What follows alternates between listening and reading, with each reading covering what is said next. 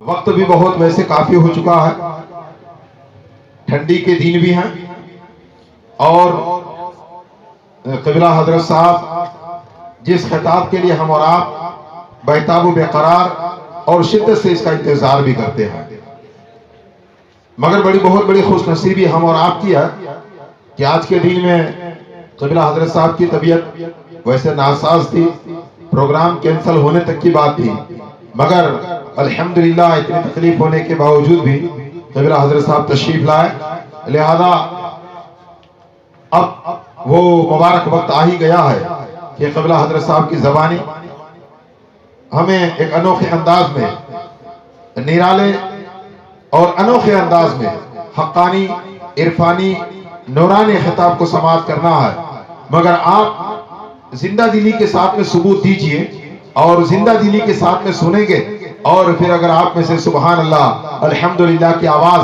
آتی رہی تو انشاءاللہ العزیز حضرت صاحب کی طبیعت جو ناساز ہیں الحمدللہ اچھے ماحول کے حساب سے سازگار میں تبدیل ہو سکتی ہے، مگر شرط یہ ہے کہ آپ زندہ دلی کے ساتھ میں نعرے کا سب سے پہلے جواب دیجئے تاکہ پھر اندازہ ہو سکے کہ آپ کتنی شدت سے انتظار کرتے ہیں۔ نعرے تکبیر، نعرے تکبیر، نعرے رسالت، نعرے رسالت، قبلہ حضرت صاحب کا دامن، نعرے تکبیر، نعرے رسالت، جشن عید میلاد النبی، علماء اہل سنت، مسلک اعلی حضرت، نعرے تکبیر، نعرے رسالت۔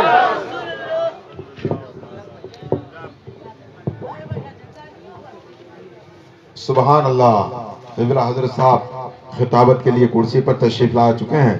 میں حاجی جس بھائی سے کہوں گا کہ وہ آئیں خلیفہ اور قبلہ حضرت صاحب کی گلپوشی۔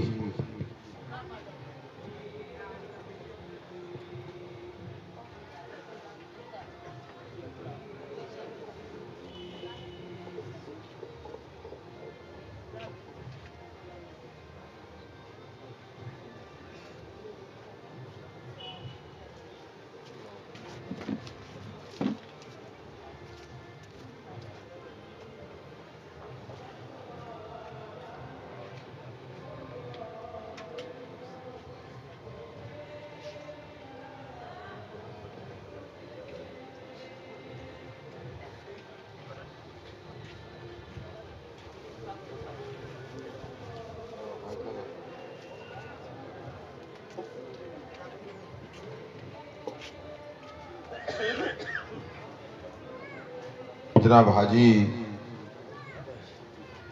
معراج بھائی سے کہوں گا کہ وہ آئیں اور قبلہ حضرت صاحب کی گلپوشی کریں۔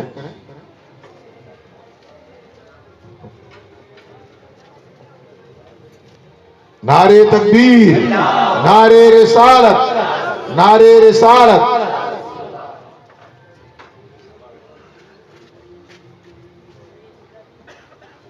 چلے آؤ حاجی صاحب، چلے آؤ۔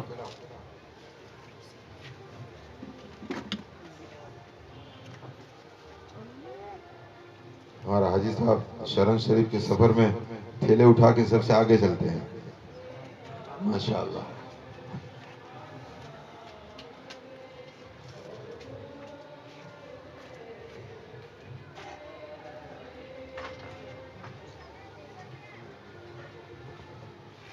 نعرے تکبیر، نعرے رسالت، یا رسول اللہ۔ آئیے مولانا۔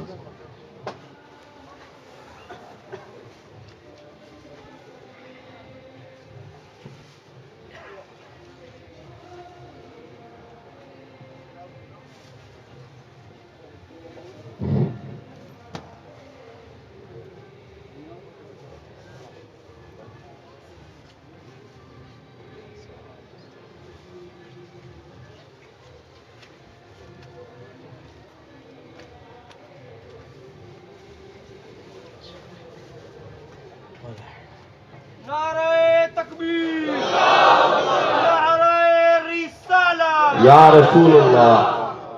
الفاتحہ۔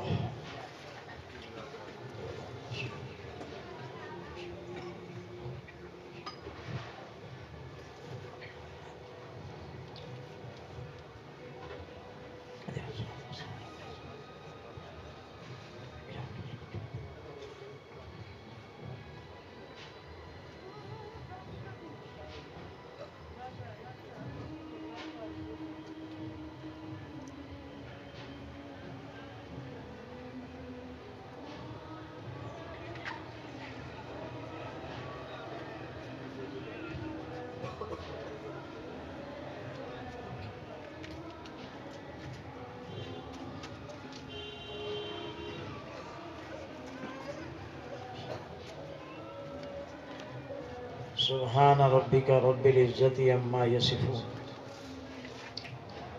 والسلام على المرسلين والحمد لله رب العالمين برحمتك يا أرحم الراحمين.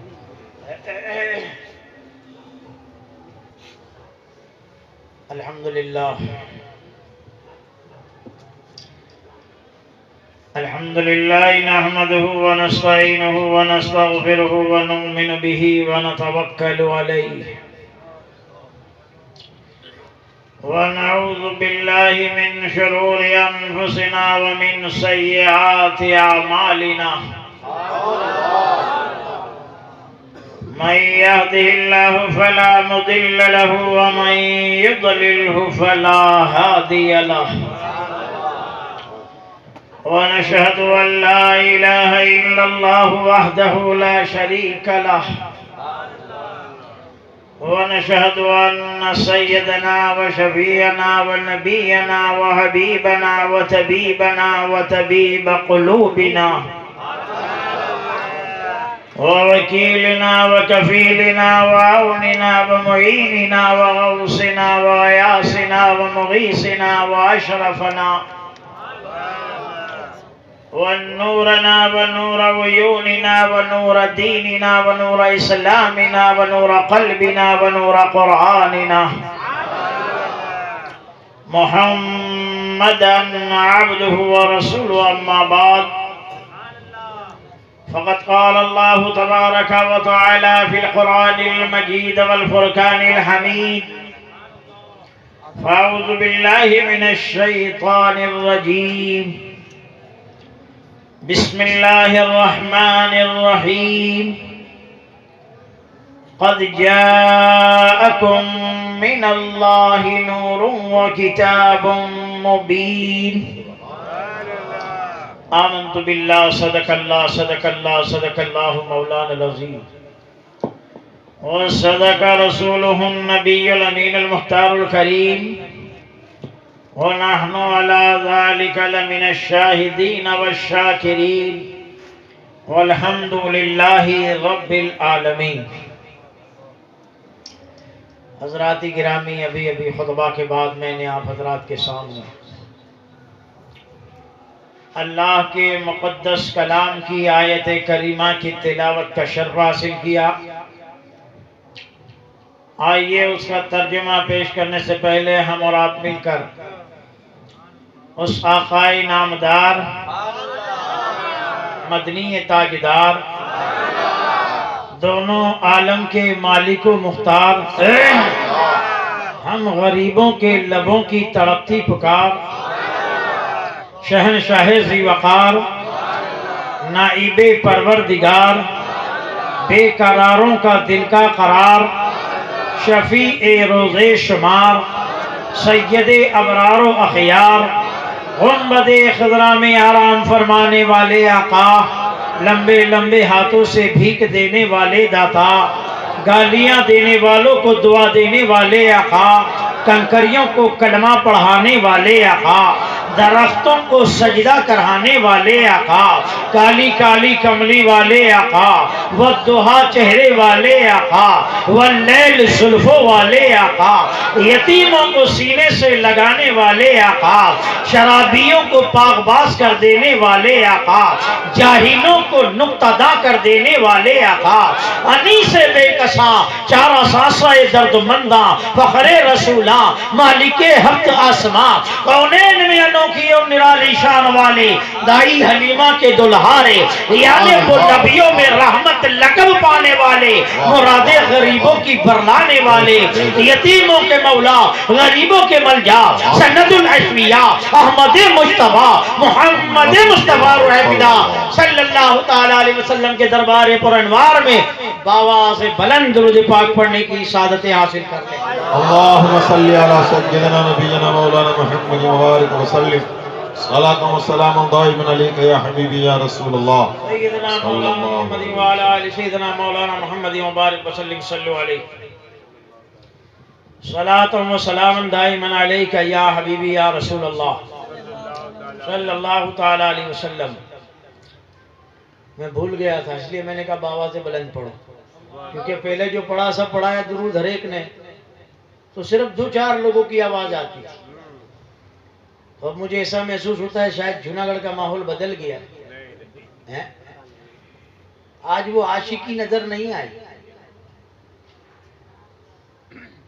میرے بچپن سے جوانی جوناگڑھ میں آئی اور میں نے جوناگڑھ کے عاشقوں کا حال دیکھا ہے.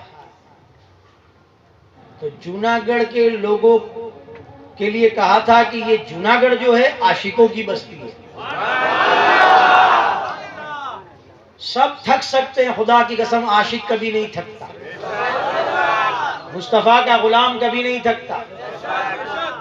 آج میری تو طبیعت ناساز تھی، سمجھے. ہمارے علامہ صاحب نے تو وعدہ کیا تھا میں کر لوں گا، آپ صرف بیٹھنا، سمجھے. یہاں کے یہ بھی پلٹی مار گئے. خیر کوئی بات نہیں، حضور کی محبت تو میرے ساتھ ہے. سبحان اللہ. آج یہ ٹھنڈی جوناگڑھ کے عاشقوں پر اتنی غالب آ گئی کہ عاشقی دب گئی. خدا کی قسم بیٹھا تھا نے دل میں سوچا، میں نے کہا داؤد بھائی امریلیہ دکھتے نہیں کیوں، ورنہ وہ مجمع کے بیچ میں یا چھیلے بھی بیٹھو سبحان اللہ بولتے ہیں تو ان کی آواز دل سے لگتی ہے. یہ بڑھاپے میں اللہ نے ان کی آواز میں وہ اثر رکھا ہے، اور یہ اثر اللہ تعالیٰ آوازوں میں عشق سے پیدا کرتا ہے. جب تک بکے نہ تھے کوئی پوچھتا نہ تھا، تم نے ہمیں خرید کر انمول کر دیا. ہم انمول ہیں، اگر خاموش ہو گئے تو پھر مولوں میں بھی نہ بکیں گے. ہمیں انمول رہنا ہے، سمجھے. کیونکہ یہ بستی ایسی بستی ہے خدا کی قسم کہ یہاں پر ہر ذات کے پھول ہیں، ہر ذات کے پھول ہیں. کیا قاری صاحب نے شعر پڑھا تھا، تیرے عاشقوں کا انداز الگ الگ ہے، نرالا ہے، کیوں نہ ہو. آج کچھ جگہ عاشقی یوں ماری جاتی ہے جہاں عاشق ٹکرا جاتے ہیں، وہاں عاشقی ماری جاتی ہے. یہ ہماری ناسمجھی اور جہالت ہے خدا کی قسم. ورنہ مصطفیٰ کے دیوانوں کا حال تو اٹھا کر کے دیکھو، جدھر مصطفیٰ کا دیوانہ بس گیا ادھر ہی بستی ہو جاتی ہے. چاہے پھر وہ بریلی میں بسے تو بستی ادھر بچ جاتی ہے، چاہے پھر وہ کچوچا میں بسے تو بستی وہاں بچ جاتی ہے، چاہے وہ سرہند میں بسے تو بستی وہاں بچ جاتی ہے، چاہے وہ جوناگڑھ میں والی سورٹ ہو کر کے بسے بستی وہاں بچ جاتی ہے. نعرے تکبیر، نعرے رسالت. واہ واہ واہ واہ. یہ تو ہمارا کم عقلوں کا یہ انتخاب ہو گیا کہ یہ وہ ہے ہم یہ ہیں. نہیں، دیکھو یہ سب گولے لگے ہوئے نا، کوئی سفید ہے، کوئی پیلا ہے، کوئی نیلا ہے، کوئی بلو ہے، کوئی لال ہے. ہر ایک سے آتی کیا ہے؟ آتی تو روشنی ہے نا. واہ واہ واہ. ہر ایک سے ملتا تو نور ہی ہے نا.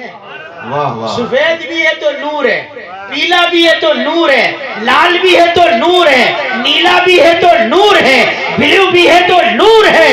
جو کلر لے لو، یہ سارے سلسلے جو ہیں نا الگ الگ کلر کے گولے ہیں. روشنی جو ہے وہ ایک ہی پاور ہاؤس سے آتی ہے. نعرے تکبیر. واہ واہ. خوب خوب. واہ واہ واہ واہ. یہ رنگ الگ الگ ہے. واہ واہ واہ. حسن لانا ہو نا محفل میں حسن، تو پھر الگ الگ رنگ کے گولے لگا دو، حسین لگتا ہے. واہ واہ واہ واہ. کیا بات. آج ہم نے ہمارا حسن مار دیا یارو. ہاں ہاں. سنیوں کو کس کی نظر لگ گئی؟ اللہ احمد مصطفیٰ کے صدقے ہمارے دلوں میں ایک دوسرے کی محبتیں عطا. آمین آمین. کیونکہ عاشق پھر یہ نہیں دیکھتا کہ بات کون کرتا ہے، عاشق تو یہ دیکھتا ہے کہ بات کس کی کرتا ہے. واہ واہ. ہمیں کچھ نہیں بننا، مصطفیٰ کا عاشق بننا ہے، مصطفیٰ کا دیوانہ بننا ہے. اور خدا کی قسم دیوانہ وہی ہوتا ہے جو مصطفیٰ کے سچے غلاموں کو پا لیتا ہے، ان کی جوتیوں کو اپنے سر کا تاج بنا لیتا ہے. بے شک بے شک. وہ کہیں کا بھی مصطفیٰ کا غلام ہونا چاہیے. وہ تو جدھر بستے ہیں پھر وہ اپنے پاس آنے والوں کو نہیں دیکھتے کہ کون آیا ہے نا بھائی، دیکھتے ارے موتریس کو تو چھوڑو، تو کوئی چوری کرنے کے لیے بھی آتا ہے نا تو یہ بھی نہیں دیکھتے کہ چور ہے، واہ واہ واہ واہ، چور ہے یہ وہ بھی نہیں دیکھتے۔ حسین پاک رحمۃ اللہ علیہ جاتے تھے، جب جبہ چرانے گیا تھا نا چور، ہے نا، اس نے دیکھا اتنا قیمتی جبہ ہے، اگر چرا لوں تو کئی دنوں تک ویٹ کر کے کھاؤں گا، چلا آپ کے پیچھے، سونی بستی میں آیا، کہا ہاں یہ موقع اچھا ہے، جبے ڈھیلے ڈالے ہوتے تھے کہ ایسے ہی پکڑ کے کھینچ لوں باہر آ جائے گا، پیچھے پیچھے چور آیا، پیچھے سے آپ کے دامن کو پکڑا، جبے کو پکڑا، ابھی کوئی ہمارا جبہ پکڑے تو ہم کیا کریں گے؟ پیچھے دیکھیں گے کون ہے، خدا کی قسم یہ تو روشن ضمیر تھے، واہ واہ واہ واہ، آیا چور، پیچھے سے دامن پکڑا تو پیچھے نہیں دیکھتے، اوپر دیکھتے کہ پروردگار عالم اس نے عبد القادر کا دامن پکڑا، واہ واہ واہ واہ، ہائے ہائے، چوری کرنے جائے اور اپنے زمانے کا قطب بن جائے، واہ واہ، وہ کلمہ پڑھنے والے مصطفیٰ کے دیوانوں، تم اللہ کے ولیوں کے غلام بن کر کے جاؤ اور خالی لوٹا دیے جاؤ، یہ ان کی شان کے خلاف۔ ہاں ہاں ہاں، عاشق بنو، عاشقوں کا انداز نرالا ہوتا ہے، ارے عاشق تو اپنا نہیں غیر بھی ہوتا ہے نا، اور نسبت اگر مصطفیٰ سے ہو جاتی ہے خدا کی قسم تو عاشق اپنی جان قربان کرتا ہے، واہ واہ واہ، کیا بات، اپنی طرف سے نہیں کہتا۔ آج لگتا ہے تم پر ٹھنڈی غالب ہے، لیکن ہمارے اندر ایمان کی آگ ہے، واہ، کیا ہے ہمارے اندر؟ ایمان کیا، ایمان کی آگ، اس آگ کی اصلیت کو آج ہم بھلائے بیٹھے، خدا کی قسم آج سے 2 روز پہلے تمہارے کو ٹھنڈی بھی نہیں لگی ہوگی جب اتران آئی تھی، ہے نا، اس وقت کیسا جوش ہوتا ہے، کیسی بو میں نکلتی ہے، کیسی آواز بلند ہوتی ہے، یہاں درود پڑھنے میں بھی موت آتی ہے۔ میرے آقا فرماتے ہیں میرا عاشق سب کچھ ہو سکتا ہے، کنجوس نہیں ہو سکتا، بخیل نہیں ہو سکتا، اور سب سے بڑا بخیل وہ ہے جو مجھ پر درود پڑھنے میں بخل کرتا ہے۔ جہاں آوازیں ہمیں نہیں نکالنی چاہیے وہاں ہم آوازیں نکالتے ہیں، اور جہاں پر آوازیں نکالنی چاہیے وہاں ہم خاموش بیٹھے، تو مطلب یہ ہوا کہ سردی ہم پر غالب آئی، ہمارا ایمان کمزور ہو گیا، ورنہ ایمان کی آگ تو کیا آگے معلوم ہے؟ بتاؤ ایمان والوں تمہاری آگ کا عالم کیا ہے؟ ایمان والوں کی آگ، ایمان کی آگ کی شان کیا ہے؟ اگر جہنم کے پاس سے کوئی ایمان والا گزر جائے وہ جہنم چیختی ہے پروردگار عالم یہ کون میرے پاس سے گزرا، اس کو ہٹا، اس میں ایسی آگ ہے، جہنم کہتی وہ میری آگ کو کھائے جائے۔ ایمان والوں کی، ایمان کی آگ کا عالم یہ ہے کہ وہ جہنم کے پاس چلا جائے جہنم چیخ اٹھتی ہے، اللہ تعالیٰ یہ کون ہے؟ ہٹا اسے، اس کے اندر وہ آگ ہے جو میری آگ کو کھائے جاتی ہے۔ اسی لیے تو امام اہل سنت فرماتے ہیں اے عشق تیرے صدقے جلوے سے چھٹے سستے، وہ آگ لگائی ہے جو جہنم کی آگ کو بجھا دے۔ سبحان اللہ، واہ واہ واہ واہ، ہم تو ایمان والے، لیکن ہمیں عاشق بننا نہیں آیا، عاشق بن جاتے ہیں نا وہ تو پھر حضور کی بات تو بہت بڑی بات ہے، حضور کے شہر کی بات آ جائے نا تو اپنی جانیں قربان کر دے۔ فاروق اعظم رضی اللہ تعالیٰ عنہ کا زمانہ تھا، اور ایک مسافر آیا، اس نے اپنا اونٹ کھڑا رکھا، ایک شخص نے اس کے اونٹ کو پتھر مارا تو اس کے اونٹ کی آنکھ باہر آ گئی، اس کو غصہ آیا، اس نے بھی پتھر اٹھایا اور اسی کو دے مارا، ایسی جگہ پر پتھر لگا کہ وہ وہیں پر مر گیا۔ اس کے لڑکے آ گئے، تو نے ہمارے باپ کو مار دیا، پکڑ کے فاروق اعظم کے پاس لے گا، یہ ہمارے باپ کا قاتل ہے، عرب کے قانون کے مطابق اسے بھی قتل کر دیا جائے۔ فاروق اعظم نے سنا تم نے ان کے باپ کا قتل کر دیا، کہا یا امیر المومنین قصدن میں نے نہیں مارا، ارادتاً نہیں مارا، اس نے میرے اونٹ کو پتھر مارا، مجھے غصہ آیا، اس کی آنکھ باہر آ گئی، میں نے بھی اس کو پتھر مارا، ایسی جگہ پر پتھر لگا کہ یہ مر گیا۔ آپ نے کہا بھائی مارا تو تمہیں نے ہے، اب تمہیں بھی سزائے موت سنائی جائے گی۔ تو اس مسافر نے کہا مجھے 3 دن کی مہلت دے دو، میرے ایک دوست کی امانت میرے پاس ہے، کچھ پیسے میرے پاس ہے، اور اس کو میں نے ایسا چھپا کر کے رکھا ہے کہ کسی اور کو معلوم نہیں، اور آج اگر میں مر گیا مجھے قتل کر دیا تو اس کی امانت اسے کبھی نہیں ملے گی، آپ 3 دن کی مہلت دے دو، میں جاتا ہوں، اس کی امانت اس کو لوٹا کر واپس آ جاتا ہوں۔ فاروق اعظم نے کہا ایسے تو مہلت نہیں دے سکتا، ایسے مہلت نہیں دے سکتا. اگر تمہارا کوئی ضامن بن جائے, کوئی تمہاری ضمانت دے دے, تو میں تم کو 3 دن کی مہلت دے سکتا ہوں. اس نے شہر مدینہ میں کھڑے ہو کے سب کی طرف دیکھا. وہ بالکل اجنبی تھا, کوئی اس کے جاننے پہچاننے والا نہیں تھا. جب بالکل اجنبی دیکھا کہ کوئی میرے کو نہیں جانتا, کوئی میری ضامن نہیں دے گا. اس نے ایک دو سے کہا میری ضامن دے دو, کہ میں تجھے نہیں جانتا. کہ تم ضامن دے دو, کہ میں تجھے نہیں جانتا. اس کا چہرہ اترا. ابو ذر غفاری رحمت اللہ علیہ کھڑے ہو گئے. صحابی رسول رضی اللہ تعالیٰ عنہ کھڑے ہو گئے اور کہا عمر اس کی ضامن میں دیتا ہوں.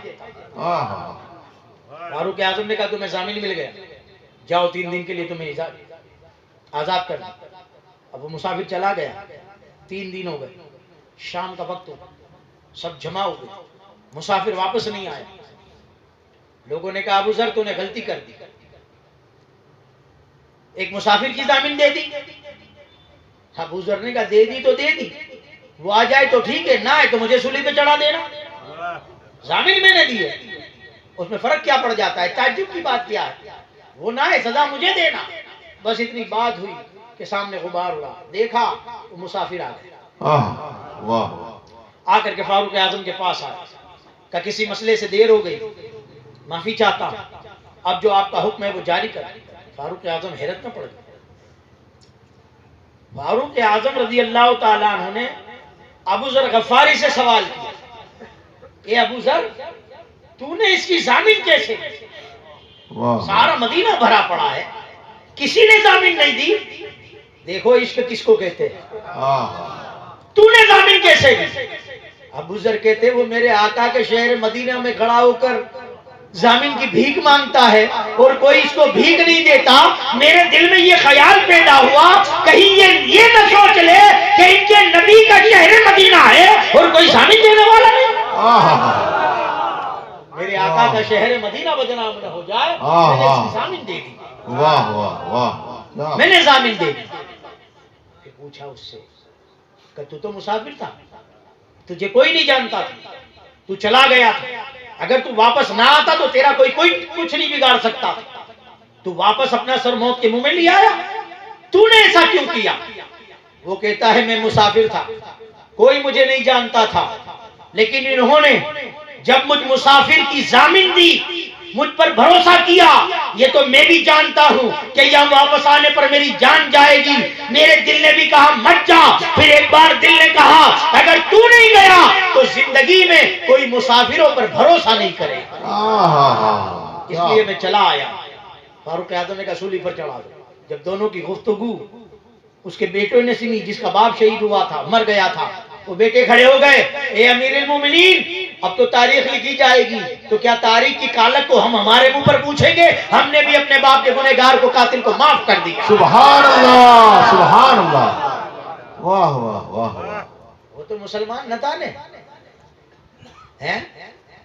اگر مسلمان ہوتا تو وہ بھی صحابی ہوتا, چاہے کتنے ہی دور کا ہوتا. کافر تھا, لیکن خدا کی قسم اس کو بھی نسبت مدینہ سے ہو گئی تھی, مصطفیٰ کے شہر مدینہ سے نسبت ہو گئی تھی. اس نسبت نے اس کافر کی بھی, خونی کی بھی جان بچائی.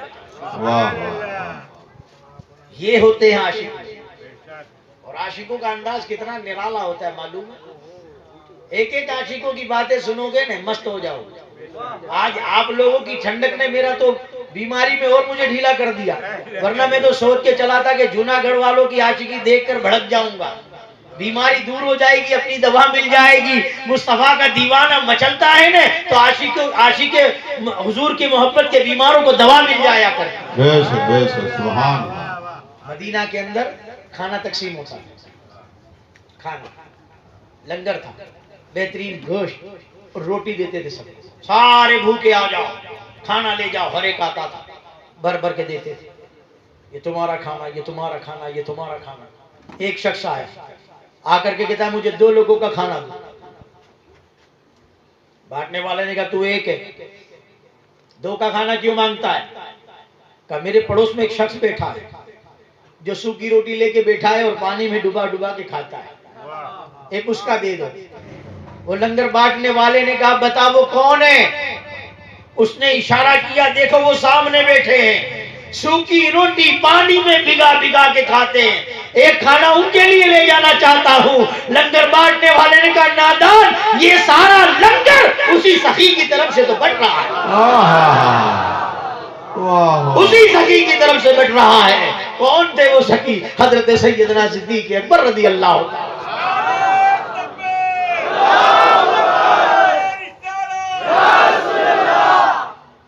کیا حضور کے دیوانوں کی شان تم نے کم سمجھی؟